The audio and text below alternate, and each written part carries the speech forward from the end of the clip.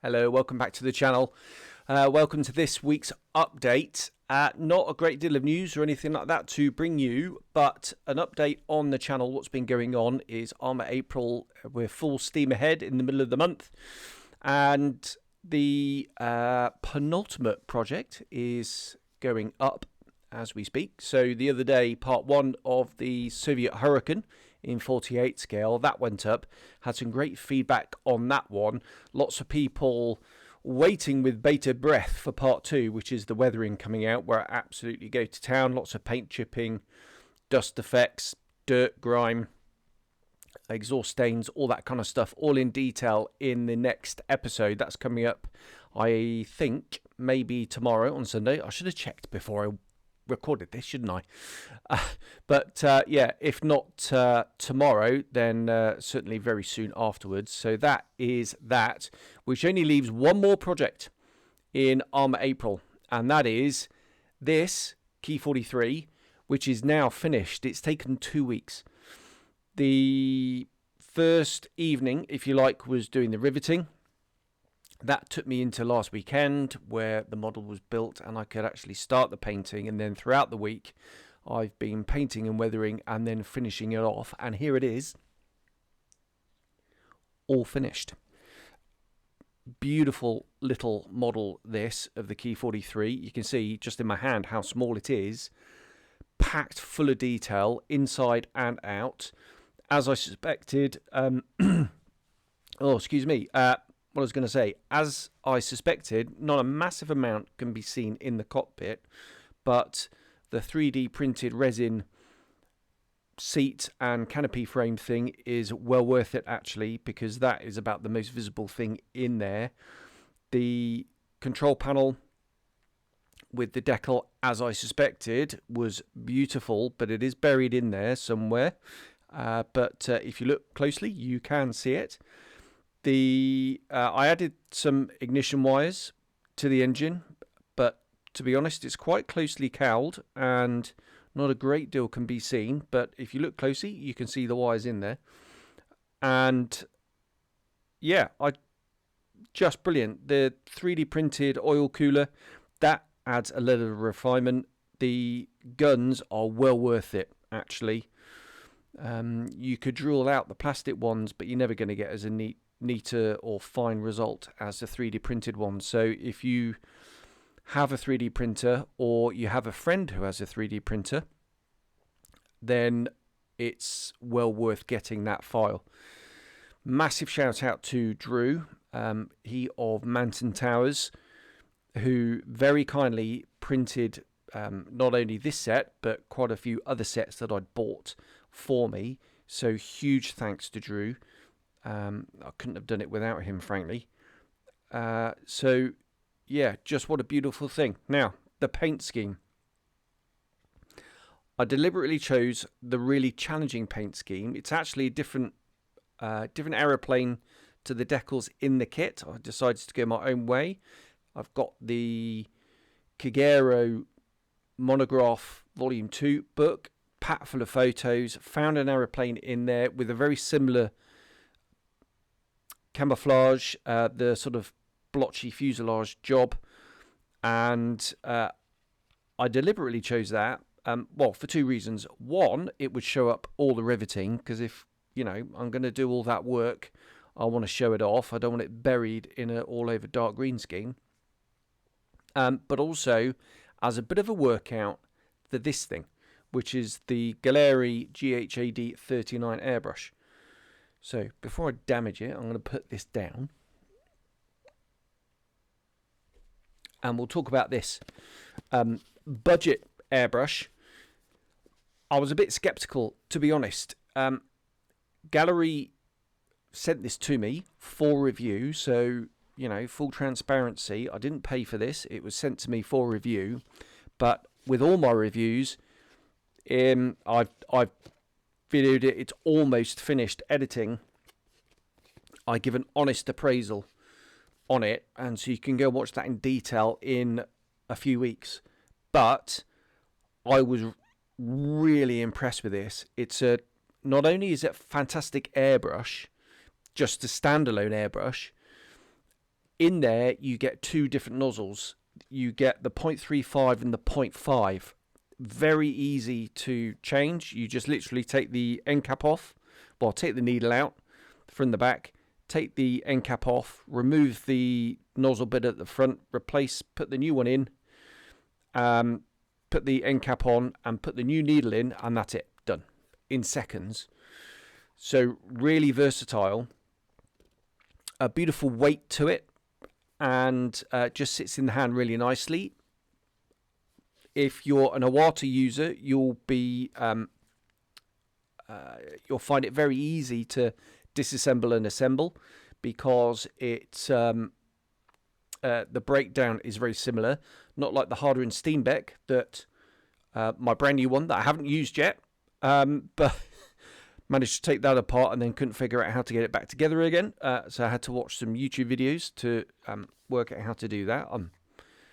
Learnt it very, very quickly, but yeah, this is very intuitive to use, and the performance, as you'll see in the photos of the finished model, are just stunning.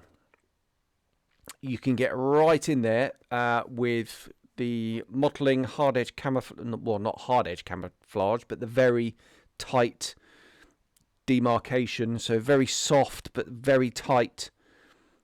Sorry, I should start that again, shouldn't I?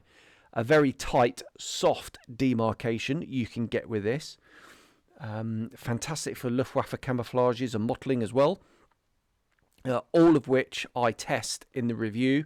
In the review, I use MRP, and I use some traditional dropper style acrylic paints as well. So I really put it through the ringer, this thing, in the review. But as you can see in some of the finished pictures of the Key 43, it really does perform way better than its price, you'd imagine. So what I'm going to do is, if you're tempted by this, I just say, please hold on just for a few weeks. I've been sent an affiliate link and a discount code, so you can buy direct from them. If you use the affiliate link, that will help me out. I'll get a tiny little kickback, which I'll just pump straight back into the channel. And you benefit from a discount. But 28th of April to the 30th of May, there's a discount on Amazon on these. I don't know how much the discount is yet. I have asked the question. I'm going to find out. You will know by the time the review goes live. So if you want to get it through Amazon, because I know a lot of people would prefer to do that because it's just easier, then that's absolutely fair enough. And I've got a discount code for you that coming, but it's limited to the 28th to the 30th. Expect the review going up at the end of the month in time for that. All right. What I will do as well is I'll stitch in some of the airbrushing from the Key 43 project. I'll insert that at the end of the review as well. So that's the airbrush, that's the Key 43. So the bench is clear. So what am I going to do next? I should have had it all ready, so just bear with very quickly. Dora Wings, the Norseman. Wanted to do this one for quite a while, and it keeps just getting punted down the in tray because, you know, you shiny things. Come along. But yeah, really excited to be starting this. Yes, it's 1/72 again, and I know I've been 1/72 heavy, but there is 48th coming on the one after this. It's going to be an Eduard kit. So yeah, sticking with the 72nd theme for now. I've never built a Dora Wings kit before. Really looking forward to cutting my teeth on this one. It's not going to be a sort of shake and bake, click together, job done. It's they are kind of more of the leaning towards the limited run, although still spectacularly detailed, and a bit of a weathering challenge as well, being all over yellow. There is a white option in this, but I'm going to go for one of the yellow ones. Don't know which one yet. I can't make my mind up. But yeah, a bit of a weathering challenge because I want to do some weathering on it, obviously, but it'd be very easy to go overboard. So we'll see how we get on with that. Really looking forward to starting that. What I'm not looking forward to, though, is doing some of the seats inside, because each seat, the leg is separate, which is going to be a bit of a pain in the bottom. But yeah, it's all going to be buttoned up. Hopefully a relatively quick build. It's what I'm aiming for. And yeah, looking forward to getting started on this and bringing you the results. Put that there. And really, that is all I've got for you. It's a fairly quick one this week. The Key 43, I need to edit it and get it up. That's going to be up towards the end of the month. And I just want to keep things, keep up the momentum, keep things rolling on. Look out for part 2 of the Hurricane, which is coming out in a day or two, and then look out for the review and the painting of the Marston matting in 72nd scale, the base. I actually review the US Navy deck as well, but so far I've already painted the PSP, the Marston matting. I think that's an interesting video. You see all sorts of different techniques with sort of the rusty metal and dust effects, oil, blah. I really go to town on it as well, and you can see what a beautiful result you can get with some simple painting. And actually, even if you didn't want to do that and just do a gloss black base, just paint it gloss black, stick it on like a wooden plinth and the model on top, so the model kind of shines out at you, that's another option as well. So look out for that sometime in the week. And then what I've got to do is get editing this thing. It's going to be a 2-parter. And yeah, just going to split it into 2. I'm not going to sort of break it down into chapters, I don't think. Just sort of the way it went together doesn't really lend itself to that. There's a bit of construction first, then the cockpit, and then finishing off the construction before the painting and weathering. There we are. Right. No real industry news to bring you. Nothing new released. Apparently Tamiya are doing the 72nd scale F-35C, but it's an F-35, just as a modelling subject, just really, really boring. As far as I'm concerned, that's just me. But yeah, I guess some of you might be interested in that, I guess. Sorry for being so dismissive. I'm sure it's a beautiful kit because it's Tamiya. And it's big news, being a new tool Tamiya kit. Well, modified tooling, I guess.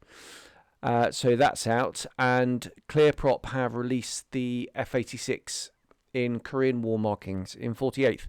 That's out now. They announced that, I think, even today. They've announced that is ready. And Armour are shipping the P-36. I think I might have mentioned that last week. Mine's on its way. I'm tracking it. And I'll be getting that one to go home in about 6 weeks' time.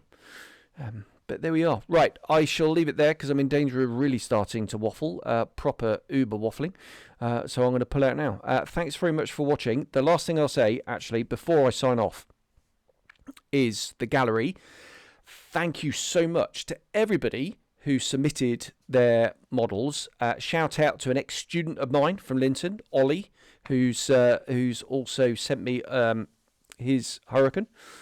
So great to hear from Ollie. Good luck in your deployment that's coming up.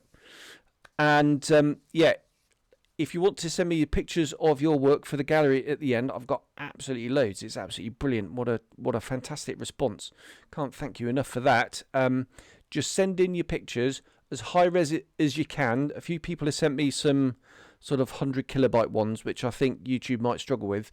So if you can send some bigger resolution ones, maybe at least a megabyte or something, or at least 500k, that would be great. Just send them to the email of scalemodelingcafe@yahoo.com. That's scalemodelingcafe@yahoo.com. Yeah, just send me the pictures of the model, high res as you can, and I'll stick them in the gallery to music to kind of round off the month. There we are. I am really going to sign off now. Thank you very, very much for watching. Thank you to Mrs. Savage for the hot cross buns. They're absolutely amazing. And I'll see you soon. Cheers. Bye-bye.